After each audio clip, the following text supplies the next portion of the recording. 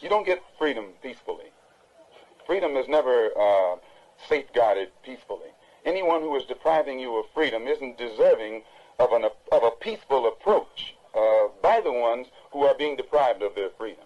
And when black people in this country come out from under the mental straitjacket that the Negro clergymen have placed them in, and begin to see that the only way you can get freedom is to get it the same way the white man in this country got it from England, or he says he got it from England. He was willing to pay the price for freedom. When you're willing to pay the price for freedom, then you get it. But the Negro in this country has never been willing to pay the price for his freedom. All of the price that we have been paying in the past has been freedom for the white man. We fought abroad so that the white man in America could be free today to sick police dogs on us, to beat our people in the heads with police clubs, and to turn water hose on little women and children and babies simply because they want to walk down the street like decent human beings. That's now the only way you can have peace is to eliminate those injustices, and the American white man is not going to eliminate them. He's going to talk that pretty talk, but he'll still continue to practice those inhuman. Do you hate all white people? I don't think it's a fair question. The white man doesn't even come into my attitude. Mr. Muhammad teaches us to love our own kind and let the white man take care of himself. For a white man today, sir, after kidnapping millions of black people from Africa, stripping them of all human characteristics and relegating them to the role of chattel or cattle or animals, commodity, merchandise that could be bought and sold at will, and then 100 years since the Emancipation Proclamation, using every type of deceptive method to further us into slavery, called second-class citizenship, I think that it would take a whole lot of nerve for white people today to ask Negroes, do they hate them? Okay. I pray that God will bless you in everything that you do. I pray that you will grow intellectually so that you can understand the problems of the world and where you fit into in that world picture. And I pray that all the fear that has ever been in your heart will be taken out. And when you look at that man, if you know he's nothing but a coward, you won't fear him. If he wasn't a coward, he wouldn't gang up on you. He wouldn't need to sneak around here.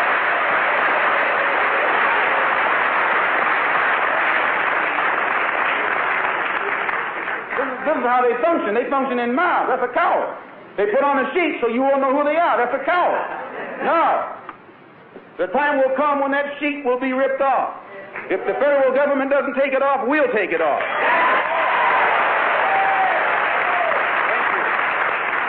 Although man cannot have a white man as a friend. He may have a white man who's friendly, but being friendly and being a friend, I think, are two different things.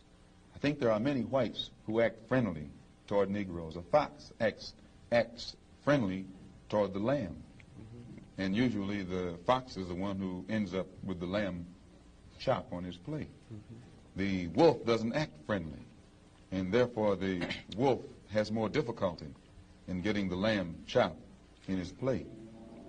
I'd like to point out, though, that... And I say that because it is usually if you study the structure of the Negro community, economically, politically, civically, psychologically, and otherwise, it's controlled by the white liberal, who usually poses as the friend of the Negro, who actually differs from the white conservative in the same way that the fox differs from the wolf. Their appetite is the same. Their motives are the same. It's only their mannerisms and methods that differ. The police are able to use the press to make the white public think that 90% or 99% of the Negroes in the Negro community are criminals. And once the white public is convinced that most of the Negro community is a criminal element, then this automatically paves the way for the police to move into the Negro community, exercising Gestapo tactics, stopping any black man who is on the sidewalk, whether he is guilty or whether he is innocent, whether he is well-dressed or whether he is poorly dressed, whether he is educated or whether he is dumb, whether he's a Christian or whether he's a Muslim. As long as he is black and a member of the Negro community, the white public thinks that the white policeman is justified. in going in there and trampling on that man's civil rights and on that man's human rights. Once the police have convinced the white public that the so-called Negro community is a criminal element, they can go in and question, brutalize, murder unarmed, innocent Negroes, and the white public is gullible enough to back them up. This makes the Negro community a police state. This makes the Negro neighborhood a police state. It's the most heavily patrolled. It has more police in it than any other neighborhood, yet it has more crime in it than any other neighborhood. How can you have more cops and more crime? Why? It shows you that the cops must be in cahoots with the criminals. If the white people really passed meaningful laws, it would not be necessary to pass any more laws.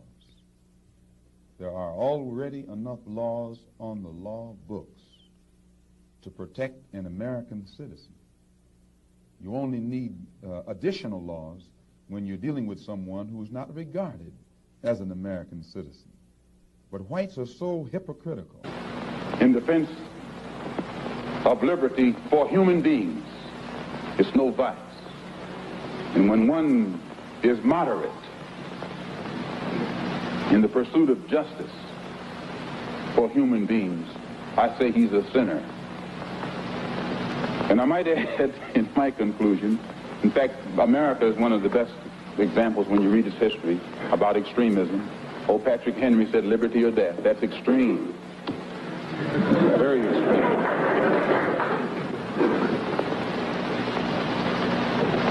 I read once, passingly, about a man named Shakespeare. I only read about him passingly, but I remember one thing he wrote that kind of moved me. He put it in the mouth of Hamlet, I think it was, who said, to be or not to be. He was in doubt about something. Whether it was nobler in the mind of man to suffer the slings and arrows of outrageous fortune, moderation, or to take up arms against the sea of troubles and by opposing, end them. And I go for that. If you take up arms, you'll end it. But if you sit around and wait for the one who's in power to make up his mind that he should end it, you'll be waiting a long time. And in my opinion, the young generation of whites, blacks, browns, whatever else there is, you're living at a time of extremism, a time of revolution, a time when there's got to be a change. People in power have misused it, and now there has to be a change, and a better world has to be built, and the only way it's going to be built is with extreme methods. And I, for one, will join in with anyone. Don't care what color you are, as long as you want to change this miserable condition that exists on this earth. Thank you. You feel, however, that we're making progress in this country and worldwide? No. I will never say that progress is being made. If you stick a knife in my back 9 inches and pull it out 6 inches, there's no progress. You pull it all the way out, that's not progress. The progress is healing the wound that the blow made. And they haven't even begun to pull a knife out, much less try and heal the wound. They won't even admit the knife is there.